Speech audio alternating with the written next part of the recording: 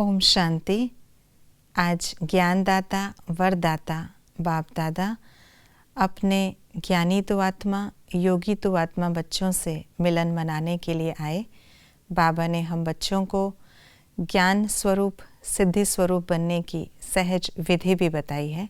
तो आइए रिवाइज करते हैं आज के 22 जनवरी 2023 के बाप दादा के अव्यक्त रूप से चले हुए मधुर महावाक्यों को।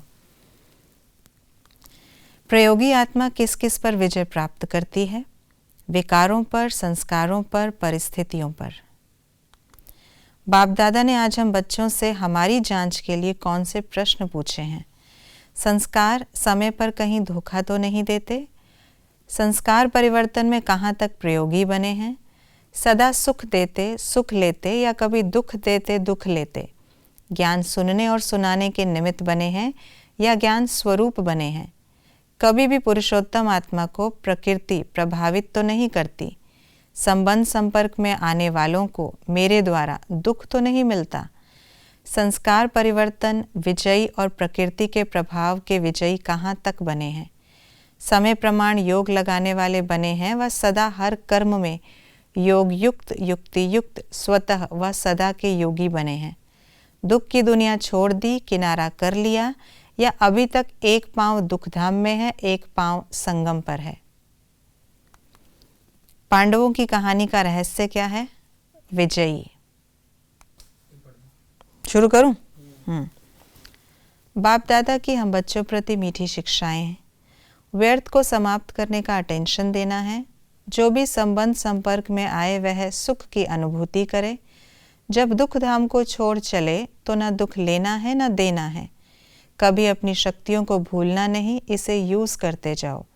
समय पर प्रयोग करने से तीव्र गति के बजाय साधारण गति है, गति को बढ़ाओ। आज की मुरली के अनुसार शब्दों के अर्थ इस प्रकार हैं। पांडव अर्थात विजयी, योगी जीवन अर्थात योग युक्त जीवन, सदा योगी जीवन अर्थात हर कर्म में योग युक्त युक्ति युक्त। एक एक आत्मा का महत्व है अर्थात हर आत्मा महान है। ज्ञान स्वरूप अर्थात हर समय हर संकल्प हर सेकंड समर्थ। क्या होने से क्या होता है? स्वयं निर्माण बनने से दूसरे मान देते। पांडव शब्द से विजय सामने आती। निस्वार्थ सेवा करने से माया जीत बहुत सहज बन जाते। संकल्प रूपी बीज समर्थ होने से वाणी कर्म संबंध सहज ही समर्थ हो जाते। एक दो की विशेषताओं को स्मृति में रख फेथफुल बनने से संगठन एक मत हो जाता। ब्राह्मण जीवन में याद और सेवा का आधार कमजोर होने से ब्राह्मण जीवन कभी तेज कभी ढीला कभी धक्के से चलता।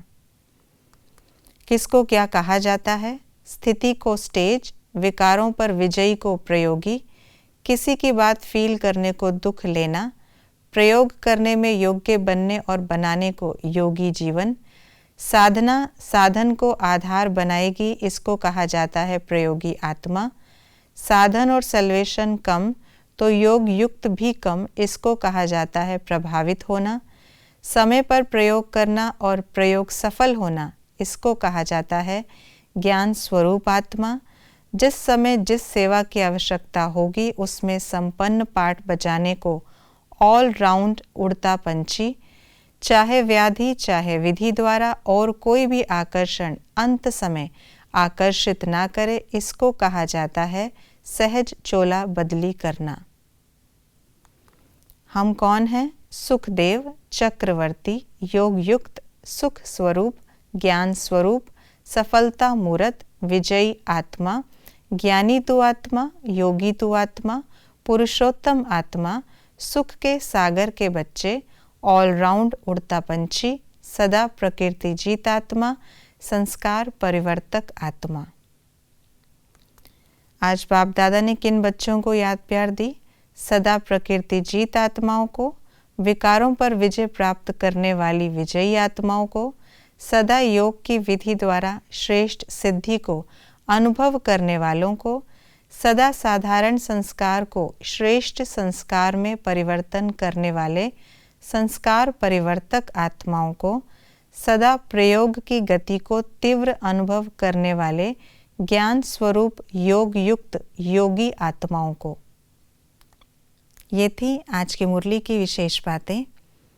संगम पर हम आत्माएं समर्थ बनती हैं तो अपने आप को व्यर्थ से सदा के लिए मुक्त रहने का अटेंशन रखना है।